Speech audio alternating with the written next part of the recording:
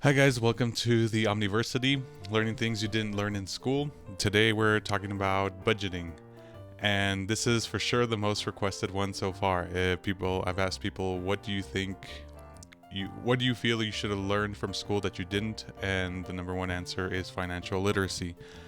And along with that, I've researched into it, and even top countries with the best education, they have even said that they wish they would learn more financial literacy. So we're going to start with a spreadsheet that will be available for download.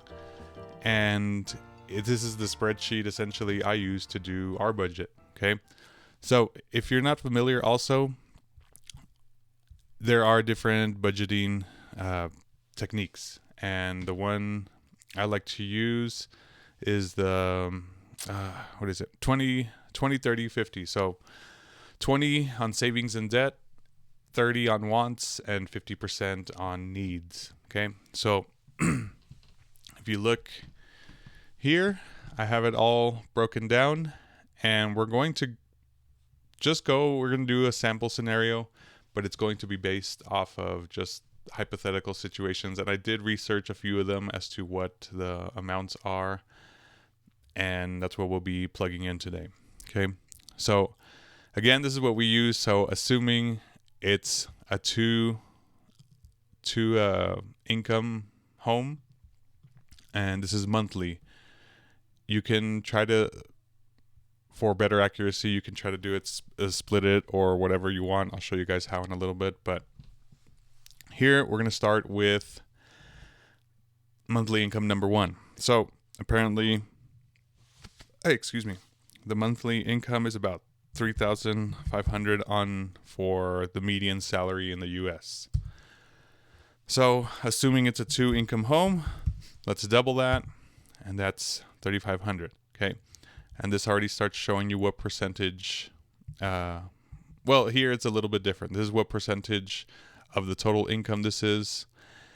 And I put a miscellaneous thing here in case like there's another source of income you have, maybe just a little side project or whatever.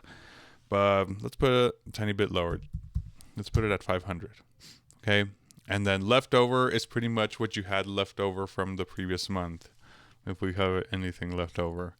Okay. So let's say, I don't know, we had $350. And I know there are going to be more random numbers like 352, 127, whatever it is. Okay. But just for the sake of round numbers, we'll stick to that. Okay. So apparently the average monthly mortgage, I did forget this one. Give me a second.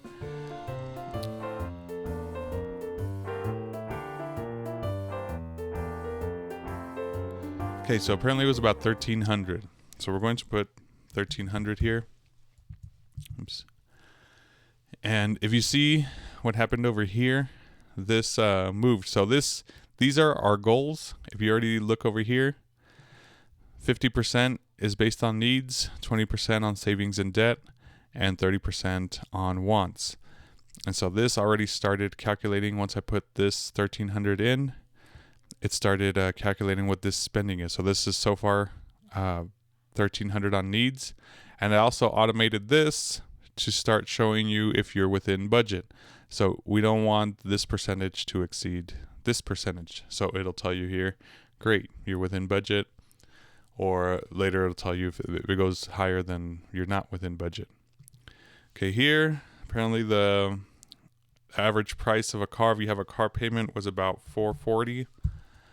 Okay, so this is also a good gauge to tell you if you're overpaying or underpaying on some of these amounts. Okay, let's say we don't have a second vehicle. Let's say we already own a second vehicle, or you only have one vehicle, or whatever. We'll just stick to that just to make it easy. But I did add a second one there if you need it. Okay, electricity. Some of these I'll base it off of kind of what we pay. So us, it's about $120 a month. Water, I want to say it's about $60 a month. Gas, I think, is relatively on the lower side. I think it's about $40. Internet is definitely higher, closer to 80. Phone, that's 3 phones. I think we do about 180. Now, actually forgot to get rid of this one, but this is, we had solar panels. So I'm going to go ahead and remove this one. Solar panels at our old house, and we're still making payments on that. I could do a whole other video on that and why it was not a good financial investment, but if you guys are interested in that, I will break it down if you leave it in the comments. Fuel. So this is fuel for your car. I counted this as a needs because you can't use your car without. So it essentially counts as a bill. So I think we spend about $200 a month, but probably a little less. Let's go with 180. Oops, what happened here? 180 a month.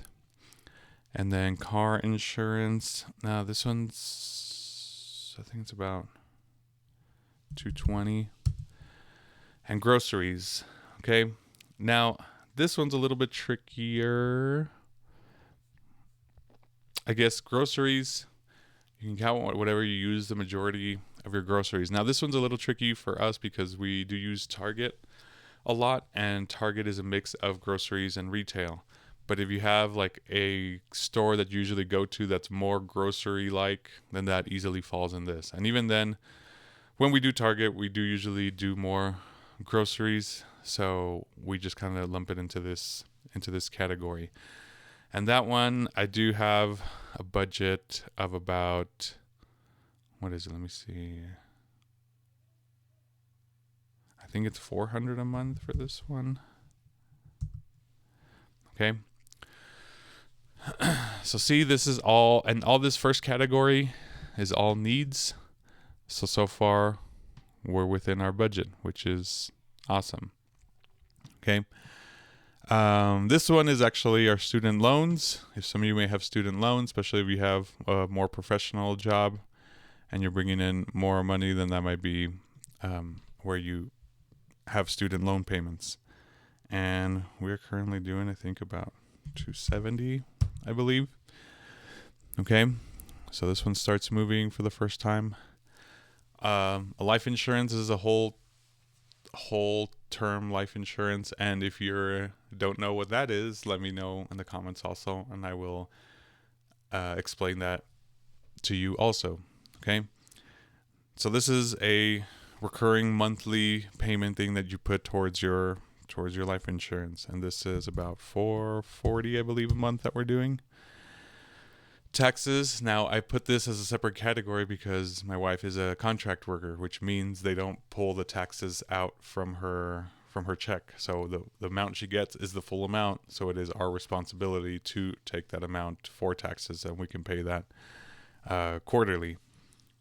So here, I usually like to do a quarter of what it is. So let's say up here, monthly income 2 was 35. So if it was 36, that'd be about 900. So just a little less. Let's do 850. Okay. And then retirement account, a Roth IRA. So this is more for savings for later. And we do about $200 a month here. Investments. So this is a little more also on investing. And again, if you'd like to know more about this one, I can try to break it down in simpler terms so you feel comfortable with it. We do about 100 to 150. So let's do 125. And then travel. I like to have a travel budget. Okay. And so again, these are all, I should have put travel in the wants section. Actually, let me do that right now. Oops.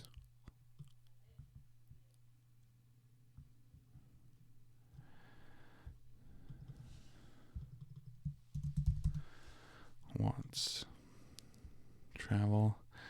Let's see if it didn't mess things up too much over here. No, it's still, oops, actually this one is supposed to go all the way down here. Okay. And then wants. Perfect. Okay. Good. So we were down here. Now, credit cards.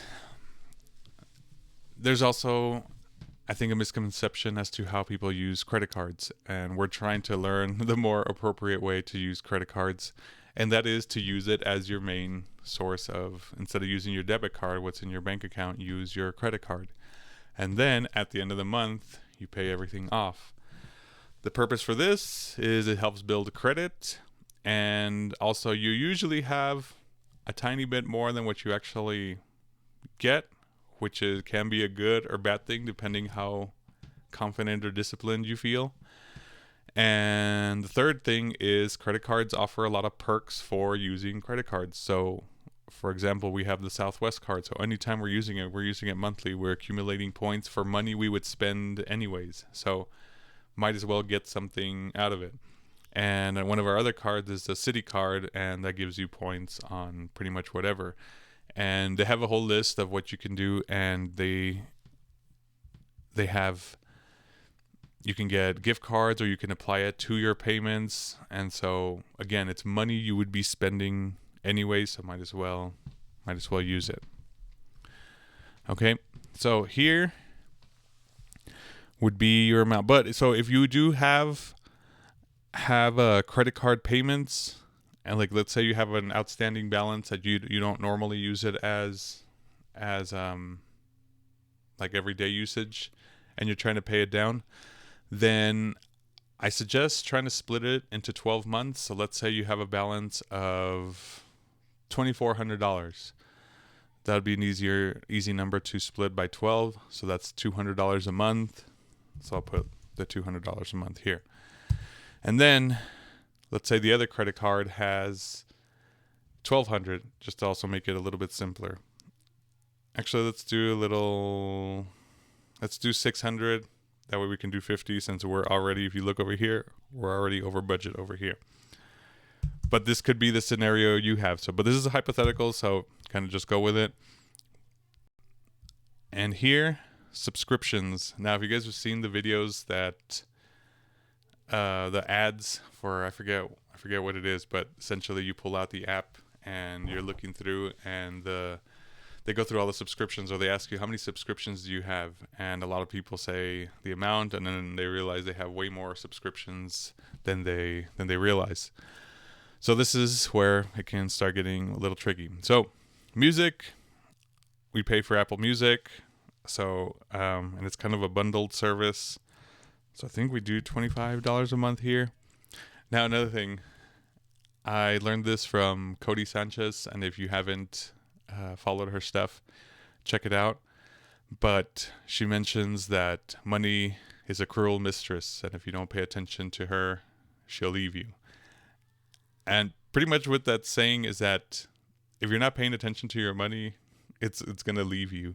And as I'm saying, I'm realizing that I think it's about this month. That means I don't know the exact amount, which should be a sign that I need to pay closer attention as to what's going on here. So, video streaming service, they're all about what, $15, somewhere a little more expensive. Let's put 20, 15. Other subscription I put there, like for Audible, I do have an Audible subscription. It's a little cheaper, about $8. I do know that one for sure. Let's say we're just at that. Okay, now the travel I did have as under the wants for, and I do like to set a certain amount aside for travel. And usually we have something already pre-planned, and we try to budget it out, and we'll try to split it up evenly as to how much time is between now and the time of the trip, and then we'll try to split it up evenly that way. It's usually sometimes split up about $300 a month, and so yeah, you can do that. Now here's the fun part that I like. These two are red, and they're already preset, only because I didn't want it to be at zeros, because this goes down here. So it has a restaurants one and a retail one. So for the restaurants one, you can go down here, and put in your values. What this is going to do is going to take the total amount and automatically plug it into here. So let's say we have something else. Let's say we went out to eat, Applebee's. I'm trying to use more common names just so everyone is familiar. McDonald's.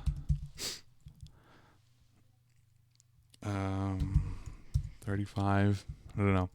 Okay, this adds up way faster than you think, and this list is going to get way longer than this too. So I want to show you a quick trick. This is for numbers on Mac, and if you hold Option, if you click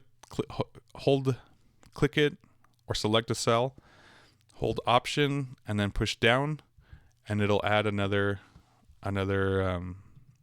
row, and you can just keep doing that until you have whatever you need.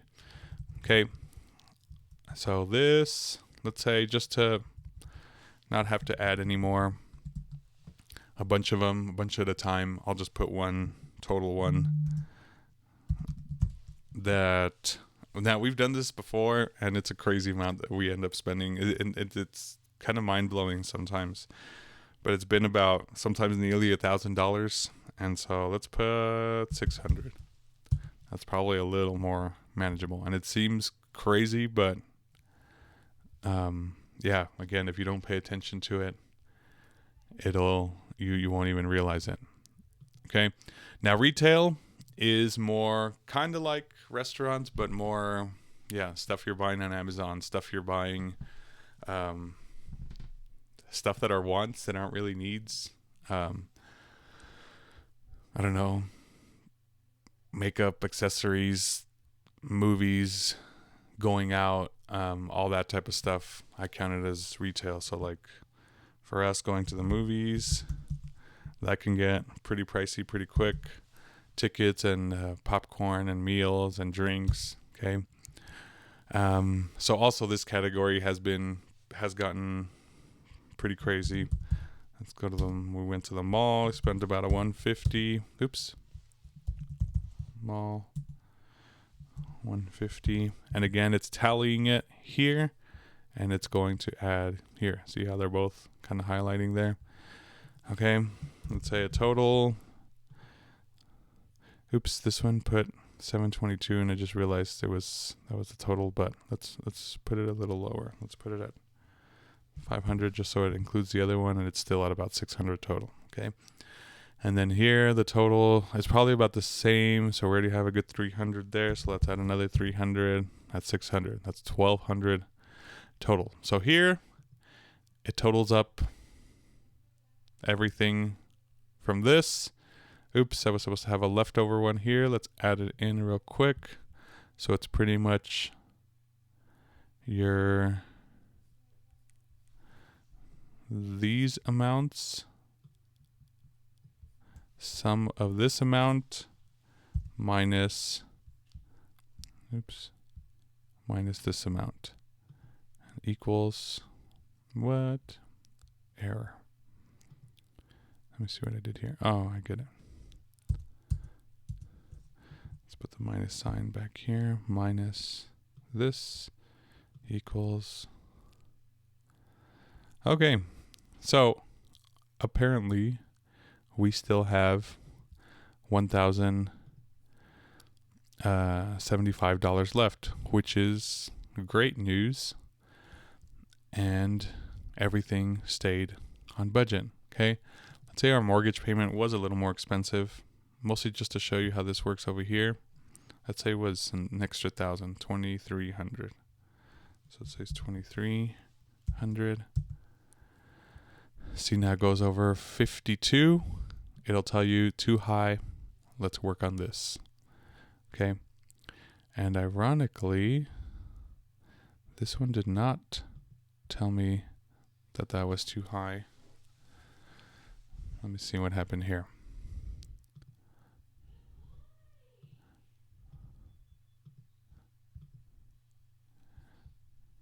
It's because it was growing over 50 and not 20. And then this one too. Good thing we go through this now so you guys don't get the faulty version of it. Good. So both of these are too high. Let's book this down to 1300. And that one's back to great. So here it tells you this is your goal, the green ones, and this is your actual spending. So this one is way past budget and this one is under budget. But this amount that's over budget can be covered by what's not being used in these sections. So that's still pretty good. The one I would say is a good one to have a little bit higher would be this one anyways. So you're paying down your debt or you're saving more also. So I think this is a good thing to have higher than the other ones. If you have high wants, that's probably when we need to start reviewing our budget. Finally, if you take the quiz, open the link and it'll take you to a Google Doc, and this will be, I'd appreciate if you guys go and fill this out. It can help me understand how well you understand your budget. So were you within your needs budget? Were we within our needs budget? Yes. Were you within our savings and debt budget? No. And were you within our wants budget? Yes. What did you learn about your budget that really surprised you? And that we spend a lot on paying down debt, which is a great thing. Okay. So hopefully this was helpful. Let me know. I'm curious as to what your turnout will be, and look forward to hearing from you. All right. Bye.